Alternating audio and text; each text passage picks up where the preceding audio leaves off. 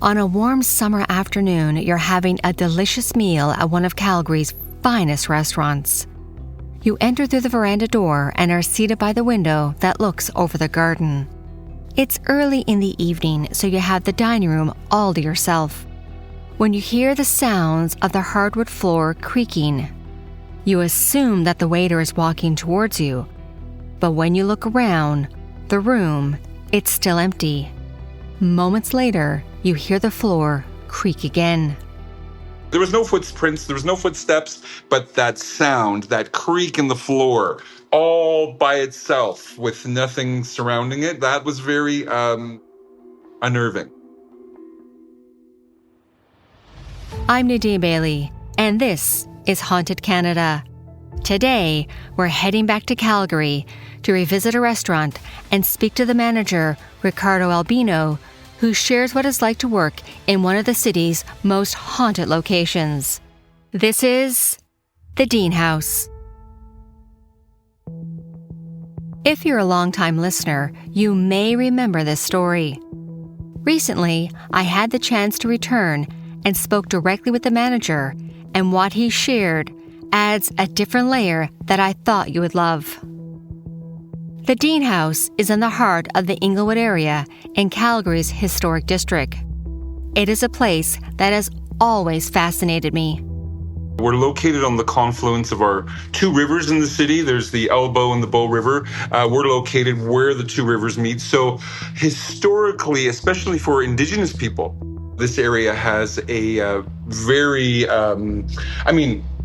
it was a celebratory space because of how things met at the river, the hunting, all the traps along the river when they'd get to the end, all of that stuff. So it was a very important location for Indigenous tribes. And of course, right across the river from Fort Calgary, which was a lot of people think it was the Royal Canadian Mounted Police, but it was the Northwest Mounted Police, which eventually became a part of the RCMP.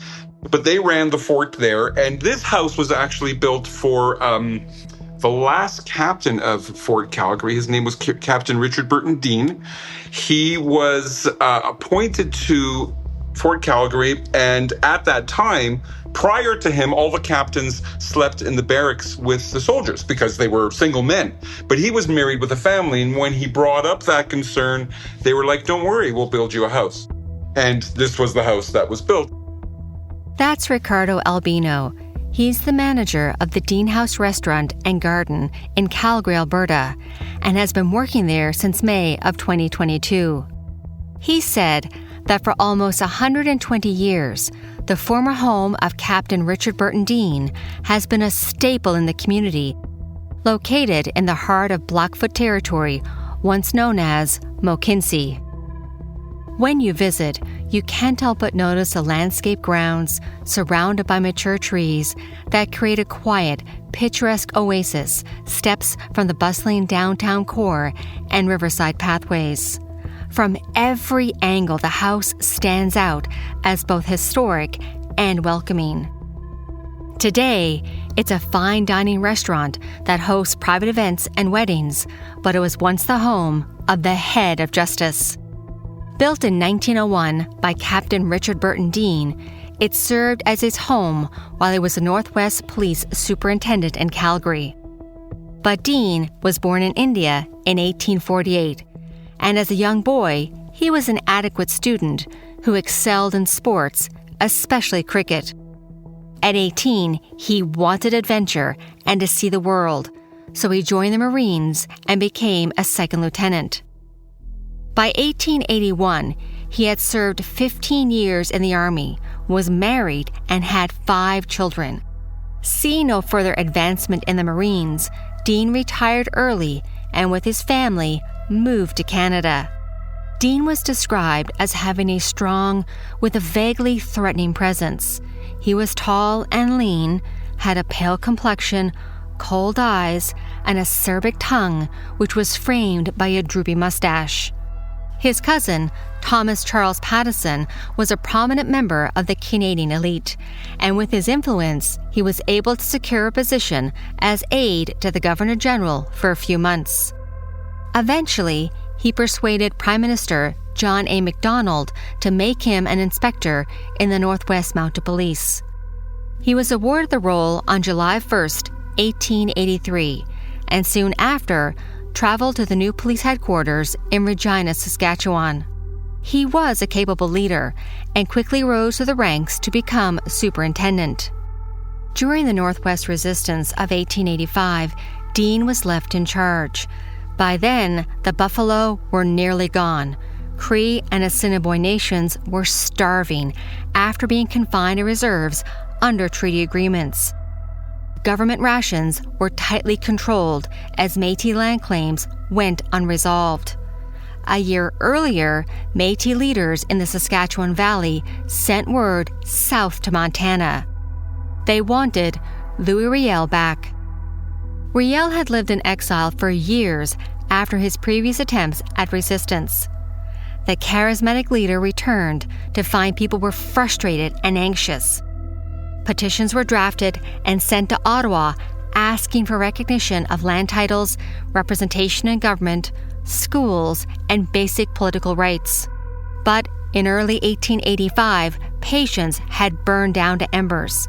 Riel and his military commander began to assert authority and forced Ottawa to pay attention. On March 26, 1885, near Duck Lake, Northwest Mounted Police and volunteers met with Riel's commanders, and within minutes, gunfire cracked across the open prairie. The resistance had begun. What followed was not a vast war, but a sharp, bitter campaign scattered across the plains as fear spread across the territories. Ottawa reacted with speed and steel. The Canadian Pacific Railway, which hadn't been completed yet, became the artery of response.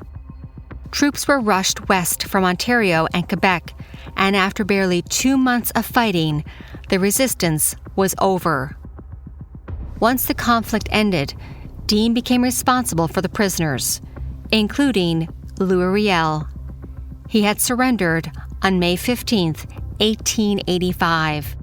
His trial for high treason was held in Regina, and Deane was responsible for him. After 2 days in court, the jury recommended mercy, but the judge imposed the mandatory death sentence. Riel was hanged on November 16, 1885. However, Ottawa feared a general Indigenous uprising across the West. If that had happened, Calgary would have been directly in the path of chaos. The city wasn't yet the booming cattle town.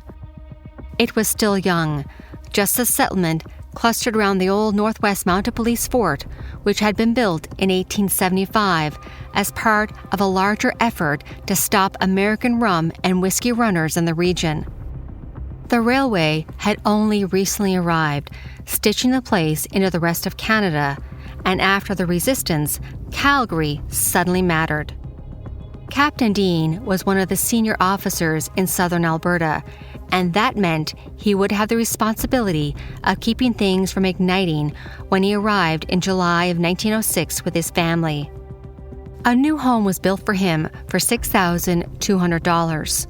Construction began in August of that same year, and Deane ordered his staff to, quote, "Give the working party all the meat they want and charge the excess ration to me, but tell them I also want to be living in that house by Christmas," end quote. Prisoners from Fort Calgary guardroom excavated a large cellar, laid cement foundations, and made water and sewer connections.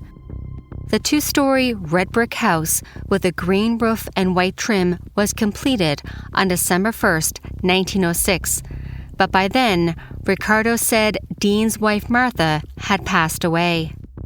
His wife, who was very looking forward to living in the house, didn't make it. She had passed away before the house was completed, so she never actually got a chance to live in the house. But he did. He hosted many visiting dignitaries and people from all over the world, and ran the fort. Deane would eventually remarry a nurse that had been caring for him, and after a long battle with poor health, she died in 1914. The same year, the Grand Trunk Pacific Railway purchased the land and Fort Calgary closed. The company tore every building down except for the Deane House, but by now he had returned to England. The house was then used as a station agent's living quarters, but Ricardo says that's when the house was moved to the southeast corner of the property. When it fell into disrepair, entrepreneur C.L. Jacques purchased it in 1929 and moved the house again, this time across the Elbow River on crossed log pilings to its present location at 806 9th Avenue Southeast. The magazine Popular Mechanics wrote about the complicated move. In its new location, a new cement foundation was laid and the house was turned into an apartment building called the Jasper Lodge. As Calgary expanded, the house found itself surrounded by urban development. By the mid-20th century, it had fallen into disrepair once again and was even threatened with demolition. Then, in the 1970s, there was a growing historical awareness in Calgary that led efforts to preserve it. Ricardo said the Deane House was restored and recognized as a significant heritage site because it was one of Calgary's oldest remaining homes, and its legacy has a direct connection to Canadian sovereignty in the West. So before Deane House was a restaurant like this, it was actually run by the city of Calgary, and it was a part of the whole Fort Calgary museum piece. That piece still kind of exists. When you visit Deane House, we have two old huts outside, one of which is called the Hunt House. That is the oldest hut in Calgary, the oldest structure in Calgary in its original location. There's plaques all over the house talking about the history and talking about the people and what happened here. So we are still very much a museum piece as well. Sometimes we'll have people walk in who aren't interested in eating at all, and all they want to do is see the house and know about the house. And we're happy to take them around and tour the house and tell them all about the history that we know. And then, of course, from the end of September until the middle of November, all the ghost seekers come to find out what's happening at the Deane House. Today, Deane House operates as a restaurant, but the structure itself remains a tangible link to Calgary's frontier origins and its haunted history.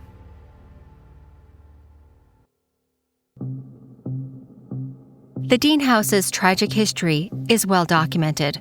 In 1933, a 14-year-old boy and his father were boarding house tenants. The young boy suffered from epilepsy, and while attending a nearby school, he was tormented daily by his classmates. Feeling hopeless by the bullying, the young boy died by suicide in the attic.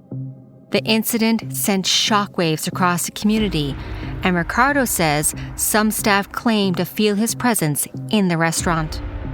I've heard stories about the residue that's been left behind, but I've not noticed anything myself. There have been people who work here who talk about, taps getting turned on when they're not around. We have our men's room. So the men's room that we use for the restaurant doesn't have a lock on it, but often people will go to the door and find it locked. They can't get in. Now, I'm sort of a pragmatic mind. Oh, it's just stuck. It's an old knob. It's, but taps turning on, different things like that happening. Mostly for me, there's some story of an Indigenous man that belongs to Deane House. His spirit belongs to Deane House. And he comes with smoke. He comes with pipe smoke, tobacco smoke. And that's what I've noticed the most in the house. Is just working away, going upstairs, going to the office, typing, doing different odd random acts. And all of a sudden you get this blast of tobacco smoke. It's nothing else. Maybe it could be somebody outside somewhere smoking and it kind of made its way inside, but no, it's way too powerful for that. So those are the sort of things that I stumble into, is more aromas and feelings One day I was working upstairs, and this was the middle of a sunny summer Monday. I was upstairs in the office by myself because we're closed. And we work in the attic. So the space that you're talking about is our office. So I was up there working away, and we have these, I think it's 12 or 13 steps that make its way up to the attic. And then you turn a corner. And when you turn that corner, there's a part of the floor that 99% of the time people, you hear a distinctive creak. When you work up there enough, you expect it. You hear somebody coming up the stairs, and then it finishes with that, and then, they're in the office. Well, one day I'm working away. There was no footprints, there was no footsteps, but that sound, that creak in the floor, all by itself with nothing surrounding it, that was very unnerving. Part of that unsettling energy could be traced back to 1949, after the building had been purchased by Alex Brotherton. He renamed it the Gaspé Lodge because he came from the Gaspé region of Quebec. He had arrived in Calgary just over 20 years earlier and worked as a Canadian National Railway dispatcher until he retired in 1945. That's the same year his wife died, and then 4 years later, he took over the Deane House. Under Brotherton's ownership, the house is rumored to have been the site of many gruesome murders and deaths, although none have been confirmed. We do know that in 1965, Alex Brotherton buried two of his sons within months of each other. First Ernest on March 9th, and then George on June 18th. The sadness must have been too much to bear because Alex Brotherton didn't live much longer. He died about 7 months later on February 17, 1966, inside the Deane House. Without the family patriarch, responsibilities fell on his daughter, Mary Alphina Brotherton Cunningham. She had been widowed since 1948 and had been living in Calgary for 30 years. Alphina died at 58 years old, just over a year after her father, on March 19, 1967. She also took her final breath inside the Deane House. The house fell into disrepair until the house's reputation was sullied even further by a horrific discovery two young girls made on Thursday, March 25, 1971. Roderick J. Upperville was 37 years old and was living inside an apartment at the Deane House with his wife, Irma, and their two daughters. The couple had a tumultuous and volatile relationship, and it was becoming dangerous. Irma had charged Roderick with assault on March 3rd, and he was supposed to appear in court on March 31st. Those weeks had been filled with fear for the 40-year-old woman. Then, on the evening of March 24th, 1971, the couple got into another heated and violent argument. In a blind rage, Roderick stabbed his wife several times and then strangled her. He then took his own life in an apparent murder-suicide. It is noted in the Calgary Herald newspaper that the following day, on Thursday, March 25th, the two young daughters discovered their parents' dead bodies at 10:30 a.m. and called the police. The children had slept through it all and had not heard any commotion. The violent incident left a mark on Calgary. And although the blood was eventually washed away, the house was never the same again. Ricardo said Roderick's spirit is suspected to still be living in the house. There is a large male ghost that has been reported. Again, I've never seen anything, apparel myself. But if you go back into the pictures that are online of the Deane House and you really, zoom into the windows and stuff, you can see shadows. You can see silhouettes of people. Now, the house was empty when they were taking these pictures. So these silhouettes and these shadows can't actually be physical people. There is one of a gentleman who's standing in our garden room. So it's a room that originally when the house was being used. It was, I believe, some sort of pantry, because it's a windowless room in the original house. But we've turned it into a very nice, well, it was actually the history of the house. When they turned it into the museum piece, they had put windows on that room. Then they were taking pictures of it. So this was probably in the 70s when they were taking these pictures. There's silhouettes. And there's one silhouette of a man, a relatively large man, standing inside that room. So some people believe that is Upperville and his ghost. We have a couple of people here who are quite sensitive. And they, have claimed that it's funny because the ghost that they're talking to is actually looking for his wife. He doesn't know where she is. So that's, things that have come back to me through different mediums that have visited the house and that, those sort of things. People who are very sensitive to those energies. Those are sort of the feelings that they're feeling, is that there is a man in the house and he is looking for his wife. The other one is very apparent, is the Indigenous man that I already spoke about. Supposedly there's a small girl, a young girl, who also died in the house. I think it was an accident, and she supposedly looks out one of the attic windows. Again, some people have rumored that. So, yeah, those are the sort of feelings that we get. And we have a couple of staff here. They're quite scared of the house. They wouldn't want to be here late at night by themselves. And I remember one time, this was after COVID, we had a couple that were getting married. Now, because they actually wanted to get married the time during COVID, they got married during COVID for a very small ceremony. And they had a child during that time. And then afterwards, they wanted to have their wedding. So they had it here at the Deane House, and they already had their firstborn. They had hired a lady to be up here in our library to watch the baby while the wedding went on. So at one point, me and one of this one server who's very sensitive to the energy of the house, were walking by the attic, and the lady who's watching the baby says to us, "Is there some way we can make the room dimmer? I can't get the baby to sleep." And I'm like, "Oh, absolutely." So I go and I dim all the lights. Well, Katie's like, "No, she can't be in the room this dark." Like she was physically afraid when I had turned the lights down that low. So she's very sensitive, and a lot of things. She's the one that had the bathroom door lock on her. She's the one that had the water running in the bathroom. So yeah, she's experienced quite a bit in the house. It's because of stories like these that the Deane House has gotten a reputation for being one of Calgary's most haunted locations. There have been Halloween nights where we've had people book tables for 6, 5 of which are regular customers, and one's a medium. Or one's, somebody who, so people really want to know what's going on here at Deane House, yeah. Even celebrities are interested in the restaurant's spooky stories.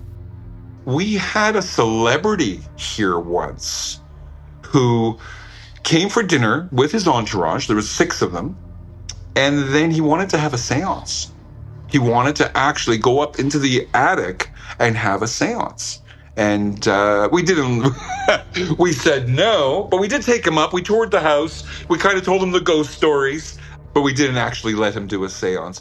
Supposedly, and again, I don't know, I've never confirmed this with the owners, but when they took over the restaurant, I think they had somebody come in and do spiritual cleaning of the house. But again, I've never really confirmed that. But he was very interested in getting upstairs. And then, when I finally took him up to the attic, he's like, "Are you sure we can't? The 6 of us up here?" I go, No, because there are other people who are concerned that if you stir up that energy too much, it changes things. It opens it up. It makes it less, benevolent and more malevolent. So we said no. We don't usually talk about, but I'll tell you what, he was the singer of a boy band back in the day, one of the big boy bands. But celebrities aren't the only ones interested. Ricardo mentioned that the restaurant is the final stop on the local ghost walk, and that they get lots of requests from supernatural investigators that often want to stay overnight. And although they embrace their haunted history, they're not keen on entertaining odd requests that will limit their ability to serve their loyal customers. After all, The Deane House is a working restaurant, even though it has stood quietly along the Elbow River for well over a century. It's seen Calgary when it was nothing but dust and horse tracks. It's sheltered settlers, soldiers, families, and, if the stories are to be believed, many a few souls who never quite left. Footsteps in empty hallways, a child's laughter when no children are near, a locked door that refuses to open. Are they tricks of the mind, old wood settling, or echoes of lives that once filled those rooms? That's the thing about places like the Deane House. They hold memories. And sometimes, when the wind comes off the river just right, those memories feel almost alive. So if you ever find yourself wandering through Inglewood at dusk and you see the lights glowing softly in those old windows, you might pause for a moment. Listen closely. You never know what stories the walls might still be telling. Until next time, keep the fire warm, keep your ears open, and maybe leave a light on. Thank you for joining me as we explored the ghost stories surrounding the Deane House, and a special thank you to Ricardo Albino, the manager, for taking the time to talk with me. I really do appreciate it. If you want to check out the Deane House, I will link their website in the show notes. Haunted Canada is sponsored by the Ebon and Ghost Tours. I will link it in the show notes. Haunted Canada is written and produced by me, Nadine Bailey, with senior producer Gila Velasquez. Production and sound design is by Rob Johnston, with help from Corey Price. If you would like to support this podcast, please follow, share, and tell a friend about this podcast. We would also appreciate a like and a 5-star written review. Also, you can follow me on our different social media platforms, including TikTok and my YouTube channel, Haunted Canada. Do you have a ghost story, haunting, or true crime about a house, a museum, or resort that you would like for us to cover on this podcast? If yes, please email me through the website hauntedcanada.com. Thank you from all of us at Haunted Canada and Curious Cast. Have a good night, everyone, and stay haunted.